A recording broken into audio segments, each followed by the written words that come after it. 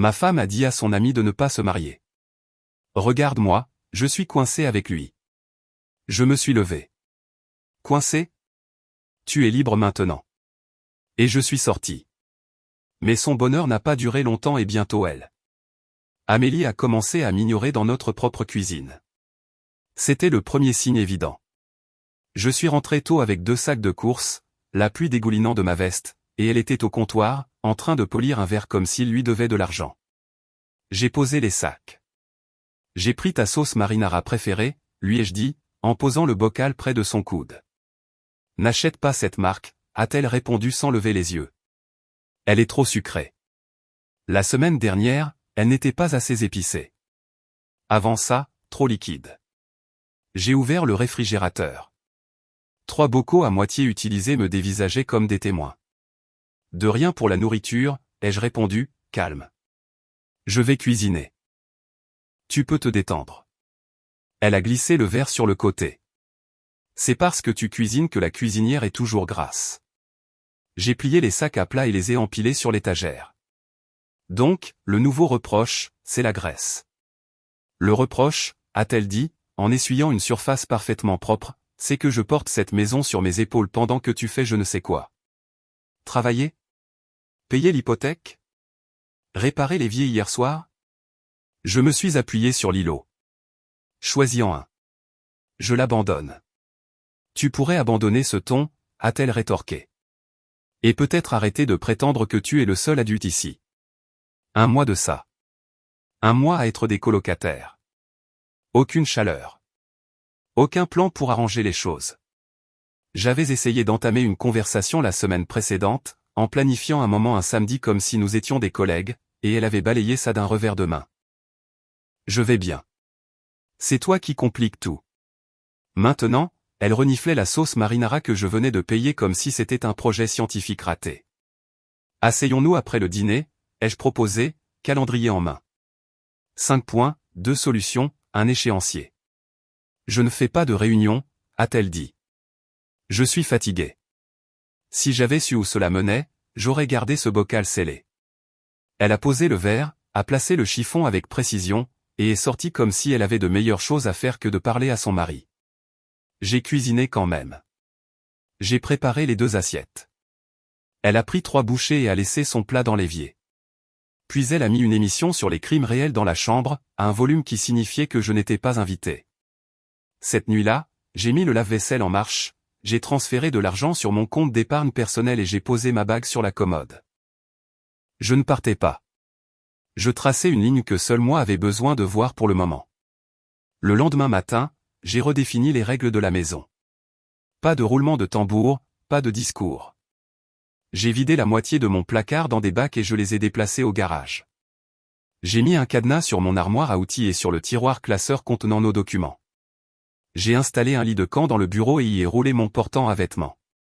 Quand Amélie est revenue de son cours de préparation au barreau en milieu d'après-midi, elle m'a trouvé en train d'installer une simple serrure à clavier sur la porte du bureau. Elle a cligné des yeux. Qu'est-ce que c'est que ça? Une serrure de porte. Pourquoi faire? Pour une porte, ai-je dit. Je m'installe dans le bureau pour un moment. Tu as dit que tu allais bien. Je te donne de l'espace. Elle a laissé tomber son sac. Tu fais du cinéma. Non, ai-je répondu. Je m'organise. Nous sommes mariés. Tu ne peux pas avoir ton entre secret comme un adolescent. Alors utilise la chambre principale. Je serai au bout du couloir. Nous resterons civilisés dans la cuisine et le salon. Le dimanche, nous passerons en revue les factures. C'est tout. Je ne fais pas de revue, a-t-elle dit. Alors tu entendras juste des mises à jour, ai-je répliqué. Quoi qu'il en soit, l'hypothèque est payée le 1er, les charges le 5. Je m'occuperai de l'entretien. Tu t'occuperas de ce que tu choisiras de t'occuper. Donc, je ne fais plus rien maintenant. Tu fais ce que tu veux. Je ne te courrai pas après.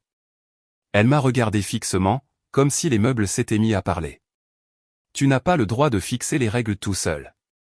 Tu as donné le ton pendant 1 mois, ai-je dit, en appuyant sur le clavier pour le tester. Je rattrape mon retard. Elle a ouvert la bouche, puis l'a refermée.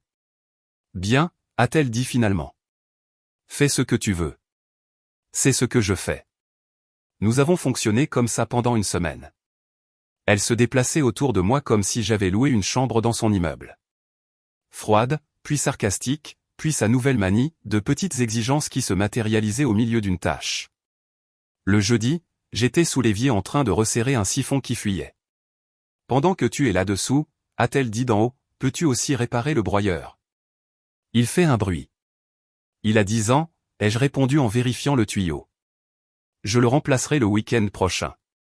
Le week-end prochain. Donc jamais. Le week-end prochain, ai-je répété. Il y a toujours une excuse avec toi. Je viens de te donner une date, ai-je dit en glissant de sous l'évier et en m'essuyant les mains. Si tu le veux plus tôt, appelle un plombier. Donc tu gaspillerais de l'argent pour quelque chose que tu peux faire toi-même? Décide-toi, Amélie. Elle a croisé les bras. Voilà. Ce ton, encore. J'ai remonté le tuyau, je me suis levé et j'ai rangé la clé à molette. Nous pouvons mettre le haut-ton à l'ordre du jour de dimanche. Je t'ai dit que je ne faisais pas de réunion. Alors je ferai des mises à jour. Ma mise à jour est que je remplace le broyeur samedi, que j'achète les pièces avec mon compte et que je garde le reçu dans mes dossiers. Pourquoi tes dossiers? Parce que tu as été clair ce mois-ci, ai-je répondu.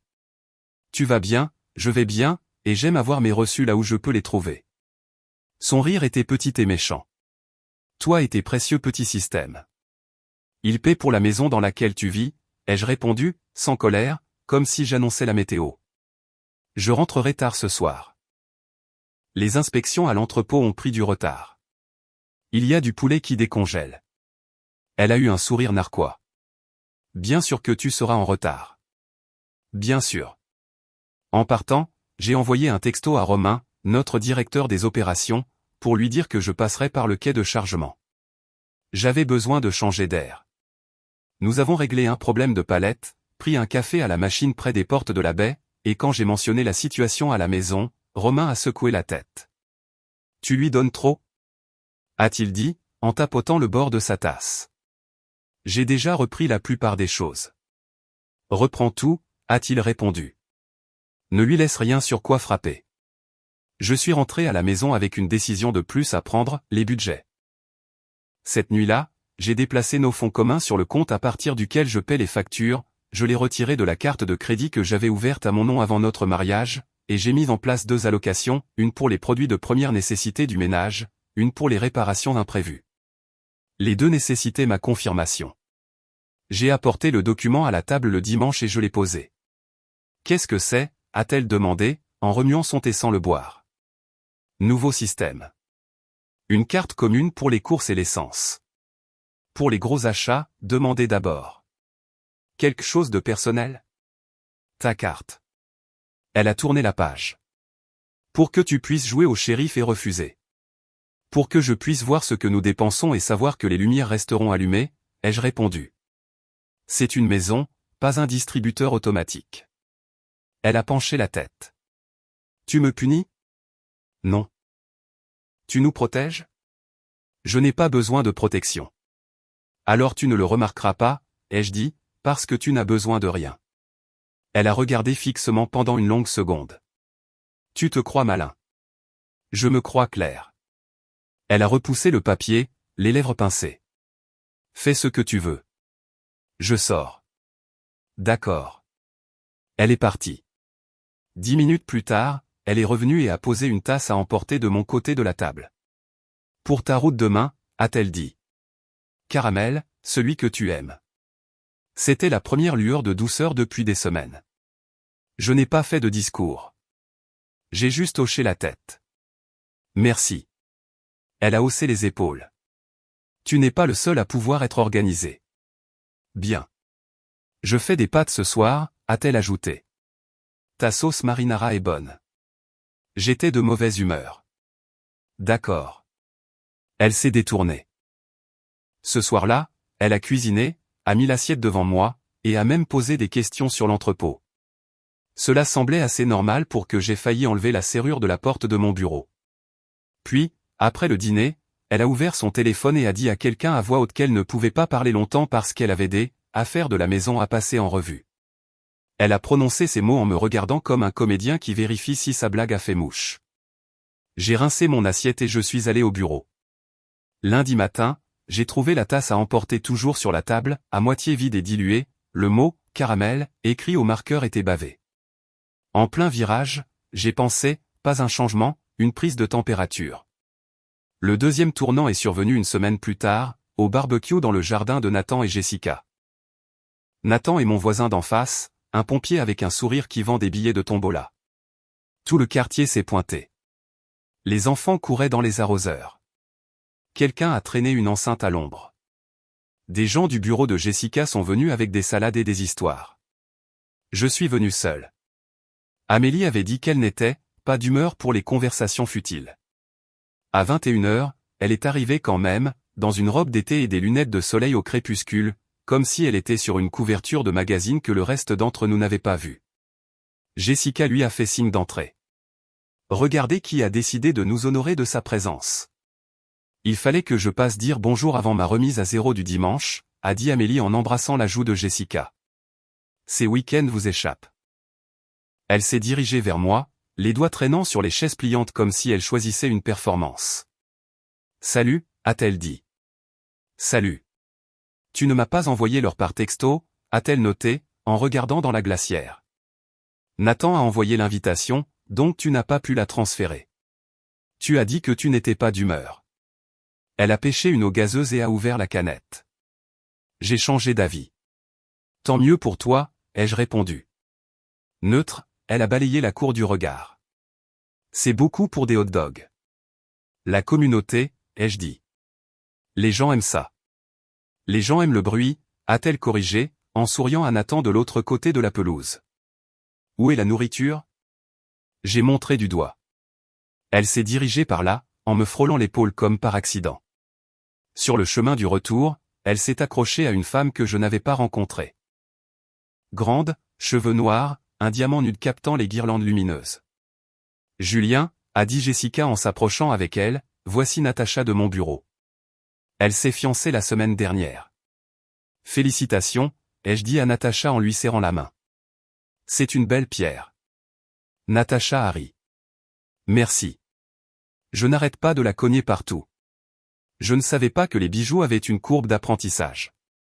Amélie lui a pris le bras comme si elles étaient sœurs. Montre-lui la vidéo, a-t-elle insisté. C'était au bord du lac couché de soleil, toute la production. Natacha a sorti son téléphone, a trouvé le clip et a appuyé sur lecture. Tout le monde avait l'air doux, jeune et plein d'espoir. J'étais sincère quand j'ai dit que c'était bien. Authentique, n'est-ce pas? Natacha rayonnait. Nous pensons au début du printemps. Rien d'énorme. Le printemps est une bonne idée, a dit Amélie. Juste assez de temps pour planifier. Jessica a vérifié le grill. Vous devriez parler logistique toutes les deux, a-t-elle dit à Amélie. Natacha n'a jamais fait ça. Oh, j'ai des idées, a dit Amélie, en prenant une gorgée d'eau gazeuse comme si c'était un test de micro. Plein d'idées. Les premières étaient convenables. Traiteur contre camion-restaurant. Déroulement du jour J. Des chaussures qui ne vous font pas souffrir. Puis son ton a changé. Voici quelque chose que personne ne vous dit, a-t-elle dit d'un ton léger. Les mecs adorent le projet pendant la phase de séduction. Après la cérémonie, c'est comme une réinitialisation aux paramètres d'usine. Ils arrêtent d'essayer. Les petites attentions se font rares. Les tâches ménagères deviennent des faveurs. Vous commencez à pousser le rocher toute seule. Le sourire de Natacha s'est incliné. Tu crois? Regarde autour de toi, a répondu Amélie. Qui s'occupe du grill? Qui est assis avec le bambin qui hurle? Qui nettoie après? Jessica m'a jeté un regard. Nathan a appelé depuis la terrasse, les burgers sont prêts. Et le moment est passé, mais Amélie n'avait pas fini. Il ne s'agit pas d'une robe ou d'une fête, a-t-elle poursuivi, la voix égale. Il s'agit de ce dans quoi vous vous enfermez. S'enfermer dans quoi, a demandé Natacha, à moitié en riant. Un rôle, a dit Amélie. Le gars qu'il était quand il essayait de vous conquérir disparaît après la lune de miel.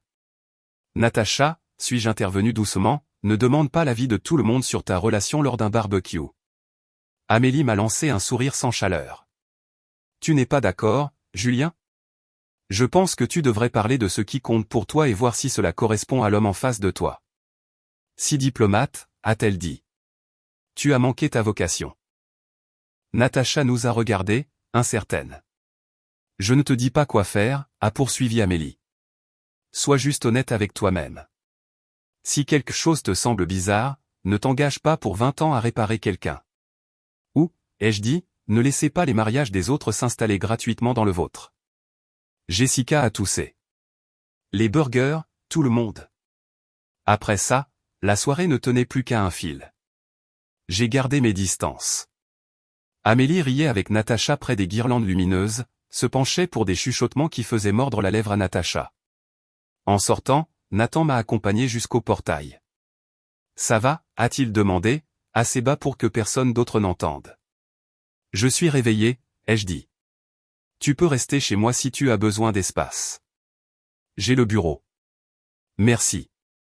Tu sais où est la clé de secours. À la maison, Amélie est passée à côté de moi dans le couloir. Tu étais silencieux. Tu étais assez bruyante. Ne sois pas grincheux, a-t-elle dit, en ouvrant son téléphone. On a aidé Natacha.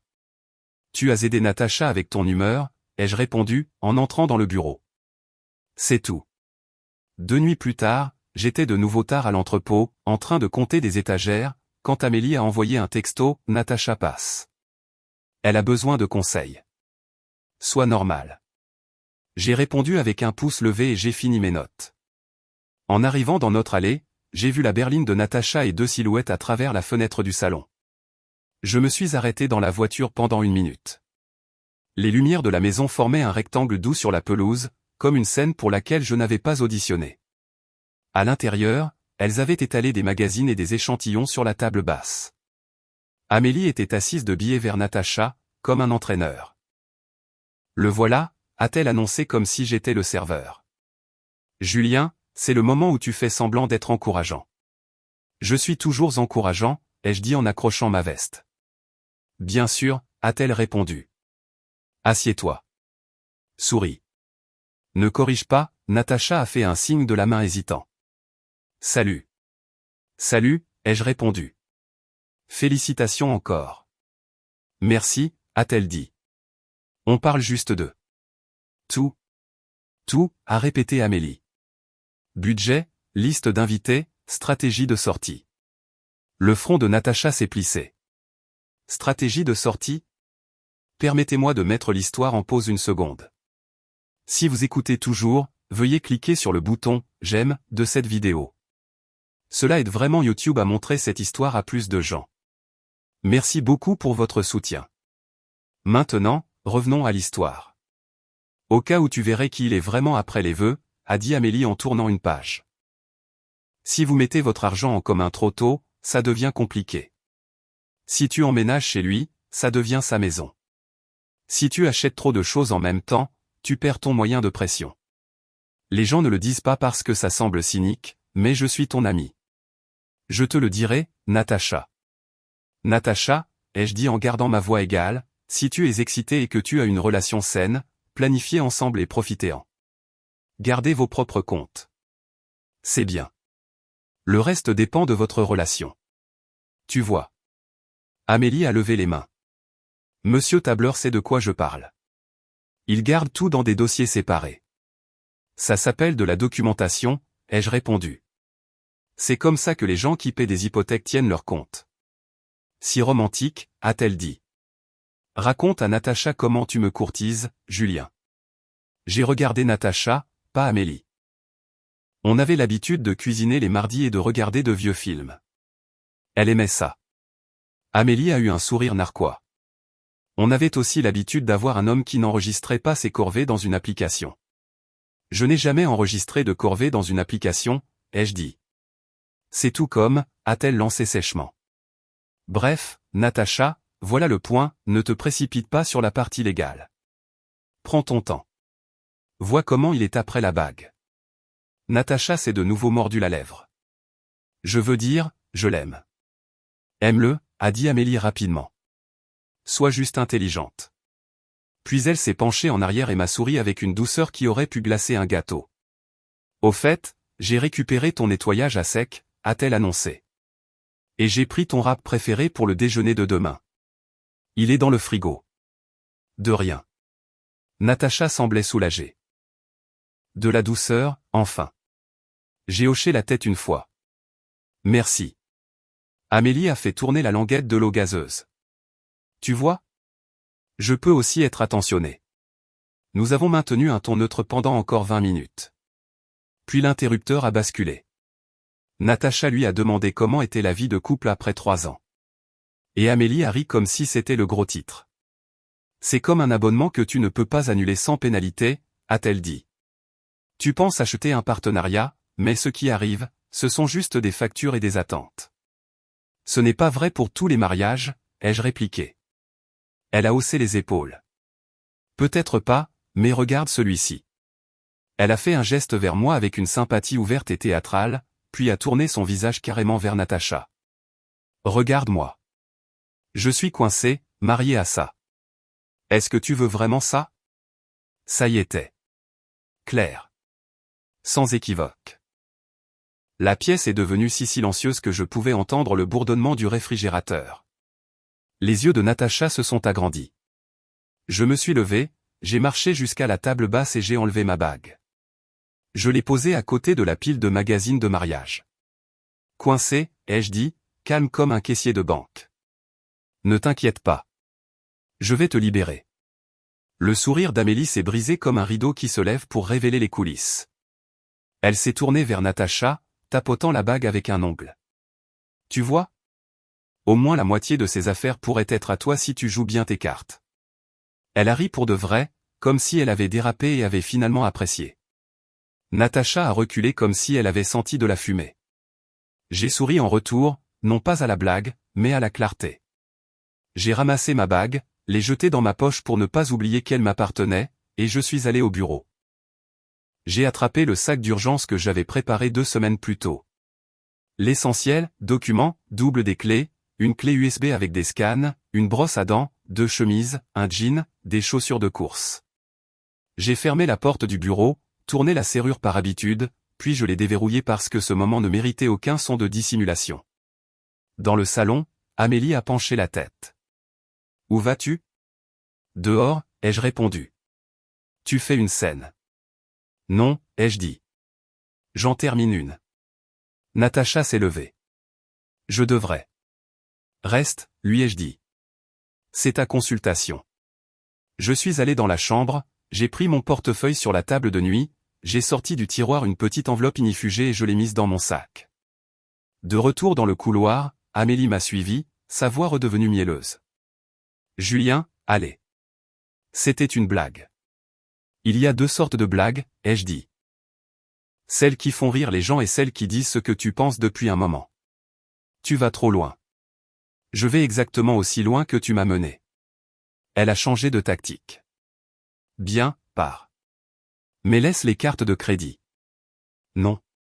Tu ne peux pas. Je peux, ai-je dit, et je l'ai déjà fait. Elle a attrapé la sangle de mon sac. Je l'ai laissé sentir le poids, puis j'ai continué à marcher. Où vas-tu au juste, a-t-elle crié derrière moi. Loin de ta performance. Tu n'es pas sérieux, a-t-elle essayé. Je suis chirurgicale. Julien. Douce, suppliante. La deuxième illusion. S'il te plaît, ne sois pas impulsif. On peut parler demain. Tu ne voulais pas parler, lui ai-je rappelé. Tu voulais un public. J'ai ouvert la porte d'entrée. Natacha se tenait là, sa pochette pressée contre sa poitrine comme si elle avait besoin d'une ceinture de sécurité. Je suis désolé, a-t-elle murmuré. Tu ne me dois rien, lui ai-je dit. Mais prends chaque mot que tu as entendu ce soir et réfléchis bien. D'accord. La voix d'Amélie m'a suivi sur le porche. Si tu sors, ne t'attends pas à revenir. Notez. J'ai fermé la porte derrière moi. L'air de la nuit ressemblait à de l'eau après de la fumée. J'ai envoyé un texto à Romain, besoin d'un endroit à court terme. Il a répondu en 2 minutes, mon cousin a un T2 près de la rivière. Location au mois. Mets-nous en contact. À 23 heures, j'avais une clé. À minuit, j'avais un matelas par terre, une lampe avec un abat-jour de travers, et mon sac dans le placard. J'ai dormi comme un homme qui n'attend enfin plus un examen qu'il n'a pas programmé. Le matin, j'ai appelé une avocate spécialisée en finance que je connaissais d'un cocktail professionnel. Pas une avocate plaidante, une planificatrice qui comprenait les sorties. Elle s'appelait Maître Dubois. Sa voix ressemblait à une feuille de calcul. « Quelle est la situation ?» a-t-elle demandé après que j'ai exposé les grandes lignes. Maison achetée avant le mariage, compte séparé, carte commune pour les courses, tension récente. En bref, ai-je dit, ma femme me pousse à être celui qui met fin à la relation. Elle veut que ça ait l'air que c'est moi qui l'ai fait et prendre le plus possible. Je veux une rupture nette. Je ne veux pas me battre. Je veux protéger la maison et les comptes que j'avais avant. Alors faites 3 choses aujourd'hui, a-t-elle dit. 1. Geler toutes les dépenses communes non essentielles. 2. Documenter les achats des 90 derniers jours date, montant, ce que c'était. 3. Changez les mots de passe de tout et mettez l'authentification à 2 facteurs sur vos comptes. Ensuite, nous prendrons rendez-vous pour déposer la demande et fixer les conditions. Fait. Aussi, a-t-elle ajouté, ne répondez pas aux provocations. Ils veulent que vous soyez négligent. Restez irréprochable. Je le suis déjà. Félicitations, a-t-elle dit. Vous avez une longueur d'avance. À l'heure du déjeuner, mes comptes étaient verrouillés, une boîte postale séparée était installée dans un point relais Chronopost, et j'avais changé le code de l'alarme de la maison pour un code que seul moi connaissais. J'ai envoyé un texto à Amélie, je viendrai chercher le reste de mes affaires samedi à 10 h du matin. S'il te plaît, sois sorti ou sois civilisé. Elle a répondu, ne sois pas dramatique. Nous ne sommes pas des enfants. J'ai répondu, d'accord. Samedi à 10 h. Je suis arrivé avec des boîtes et Romain. Il se tenait à l'entrée comme un videur silencieux. Amélie jouait l'hôtesse, d'une douceur écœurante. Oh, bien, a-t-elle dit, les bras grands ouverts. Le comité de déménagement. Bonjour, ai-je dit. Je prends mes affaires de bureau, mes outils et mes vêtements. C'est tout. Tu n'es pas obligé de faire ça, a-t-elle essayé alors que je sortais le portant à roulettes. On peut ralentir. On a déjà ralenti, ai-je répondu. Puis tu as appuyé sur l'accélérateur dans la mauvaise direction. Elle a changé de sujet. J'ai seulement dit ça parce que Natacha avait besoin de l'entendre. Elle avait besoin d'entendre ton plan, ai-je dit. Message reçu. Romain a soulevé l'imprimante. Où ça? Camion, ai-je répondu. Devant. Amélie a suivi jusqu'à la porte. On peut au moins discuter d'argent? J'ai déjà fixé les limites, ai-je dit. Courses et charges financées. Autre chose? Non. Tu es contrôlant. Je suis prudent. Elle s'est approchée, la voix plus douce. Je t'ai fait ce rap, tu te souviens? Je me souviens de la suite. Je le lui ai dit et j'ai sorti les boîtes. Cette nuit-là, Maître Dubois a envoyé par courriel des projets de documents. Langage neutre, ligne claire, pas de feu d'artifice. Je les ai lus comme un ingénieur lit des spécifications ligne par ligne, en vérifiant les fuites. 3 semaines ont passé. J'allais au travail, soulevais des poids à la salle de sport du complexe d'appartements, mangeais de la nourriture simple, et j'ai remarqué que j'aimais le son de ma propre respiration quand elle n'attendait pas une insulte. Amélie a envoyé 2 textos pour demander le mot de passe du streaming et un pour demander si elle pouvait accueillir son club de lecture à la maison. J'ai répondu, non, non, et fais ce que tu veux dans les limites des règles. Un mercredi, l'appel est arrivé. Tu dois débloquer mon argent, a-t-elle dit sans salutation. Lequel? Le mien, a-t-elle lancé. Les trucs communs. Tu les as bloqués. Après notre séparation, c'est à nous deux, ce qui signifie que maintenant j'y ai droit, et tu n'as pas le droit de m'en priver. J'ai presque ri, sans méchanceté. Le temps ne fonctionne pas comme ça. Ne me parle pas sur ce ton, a-t-elle dit. Ouvre-le. Non. Tu ne peux pas dire non. Je viens de le faire. J'ai des factures, a-elle insisté. La maison, ma maison, a besoin d'entretien. Les gouttières. Et je veux acheter des choses pour moi. Pour une fois. Tu as coupé ma carte comme si j'étais une enfant. La maison dans laquelle tu es, ai-je répondu, a été achetée par moi avant notre mariage. Je paie cette hypothèque depuis avant de te connaître. Les comptes sont à moi. La carte commune est pour la nourriture et l'essence. Utilise-la. Si tu veux des extras, utilise ta carte. Les règles sont inchangées. Tu n'as pas le droit de faire ça, a-t-elle crié. Après que ça se termine, ce sera aussi mon argent. Tu ne peux pas m'exclure de mon propre avenir. Je ne t'exclus pas de ton avenir, ai-je dit. Je te tiens à l'écart de mon présent. Tu te crois si malin, a-t-elle sifflé. Ouvre les comptes. Arrête de m'appeler avec de mauvaises idées, ai-je répondu et j'ai raccroché. Elle a rappelé immédiatement. J'ai laissé aller sur la messagerie vocale. Puis elle a rappelé. J'ai décroché. Ne me raccroche pas au nez, a-t-elle dit. Alors dis quelque chose d'utile. Je prendrai tout ce que tu as si tu ne coopères pas, tu as déjà essayé, ai-je dit. Tu as essayé la pression publique. Tu as essayé la douceur. Tu as essayé l'insulte. C'est fini. Tu ne me laisses même pas rester dans la maison que j'ai construite. Tu ne l'as pas construite. Tu es sans cœur. Je suis silencieux, ai-je corrigé, et prudent. Tu me dois quelque chose. Je te dois la clarté. Tu l'as eu, ai-je dit, et j'ai mis fin à l'appel. Puis j'ai bloqué son numéro. Maître Dubois a appelé 1 heure plus tard. Elle m'a laissé 3 messages aussi. Laisse-la les laisser, ai-je dit. Les papiers finaux sont prévus pour le mois prochain. Maintiens le cap, je le ferai. 1 mois plus tard, c'était de l'encre sur du papier. Pas de cérémonie, pas de scène. Amélie a quitté la maison avec 3 bacs en plastique et une estampe encadrée. Elle n'a rien obtenu de ce qu'elle visait. Son nom n'a jamais touché l'acte de propriété.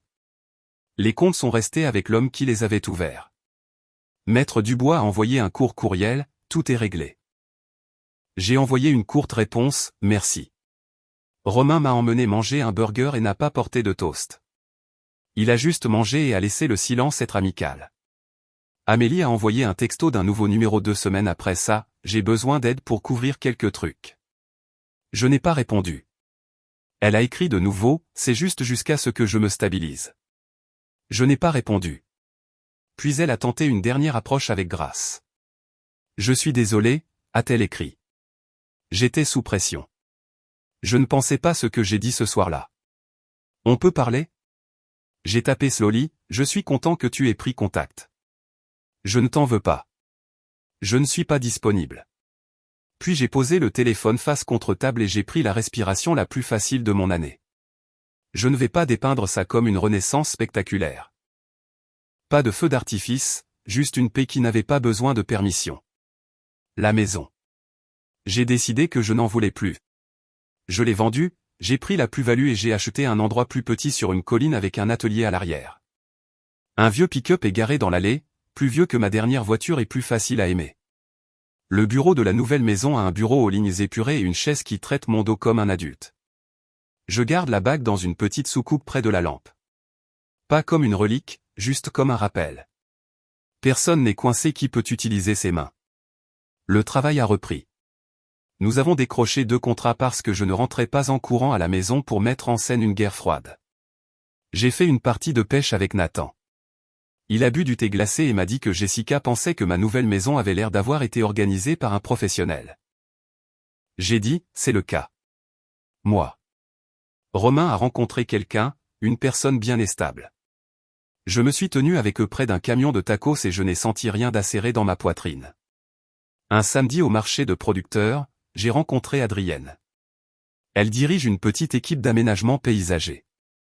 Elle parle comme une personne qui a renvoyé des clients parce qu'ils étaient impolis avec ses employés. Nous avons échangé nos cartes de visite parce qu'elle voulait une livraison de plantes et je connaissais un fournisseur. Le café s'est transformé en dîner sans discours. Elle n'est l'illusion de personne. Je ne fais pas de performance. Je ne lui demande pas d'en faire. Nous payons à tour de rôle. Nous ne combinons pas nos calendriers. Si elle apporte de la nourriture, je dis merci et je la mange. Si je répare son robinet qui fuit, elle m'envoie un texto plus tard pour me dire qu'elle a mis de l'argent dans son fonds d'urgence. Voilà notre romance, deux adultes qui portent leur propre poids et qui invitent l'autre à marcher à leur côté. J'entends parler d'Amélie de temps en temps. Natacha m'a envoyé un texto des mois plus tard, on l'a fait. Petite cérémonie. Tu avais raison. On a planifié ensemble. Merci, a-t-elle ajouté. Je n'ai pas beaucoup parlé à Amélie. Jessica a mentionné en passant qu'Amélie avait loué un appartement en ville et avait dû déménager à nouveau lorsque le loyer a augmenté. Quelqu'un a dit qu'elle avait essayé de vendre un cours sur la planification intelligente du mariage, et qu'il n'avait pas trouvé d'acheteur. Rien de tout cela n'est mon problème. C'est la conséquence de son projet. Quand on ne prévoit que la moitié, parfois le calcul revient à zéro. Les gens demandent parfois, d'une manière qu'ils pensent délicate, ferais-tu quelque chose différemment? Je ferai une chose plus vite. J'arrêterai d'essayer de négocier pour le respect et je passerai directement à le protéger. J'ai perdu un mois à dire à un mur qu'il pouvait être une porte. À la seconde où j'ai remarqué que la porte était peinte, j'en ai ouvert une vraie. La dernière fois qu'Amélie a pris contact, c'était un message court et étrange qui disait « On était bien ensemble, à une époque ». J'étais à mon établi dans l'atelier, en train de trier des vis dans de petites tasses étiquetées. Adrienne était à l'intérieur en train d'arroser le basilic qu'elle avait planté dans un pot près de mon évier. La lumière de l'après-midi rendait tout honnête. J'ai tapé en réponse, on l'était. Prends soin de toi, et j'ai rangé le téléphone. Puis j'ai pris la perceuse et j'ai continué. Vous voulez une leçon? La voici. Simple. Quand quelqu'un décide que votre valeur est un angle pour son plan, vous ne tenez pas un séminaire. Vous établissez votre propre plan. Vous vous organisez. Vous agissez. Vous arrêtez de nourrir la machine qui est entraînée à vous insulter. Vous n'avez pas besoin de tonnerre. Vous avez besoin d'un calendrier, d'une serrure, d'un sac et d'une phrase qui met fin à la scène. Coincé, lui ai-je dit ce soir-là. Ne t'inquiète pas. Je vais te libérer. Cette phrase a fermé notre livre. Tout ce qui a suivi a été une page blanche sur laquelle j'ai vraiment envie d'écrire.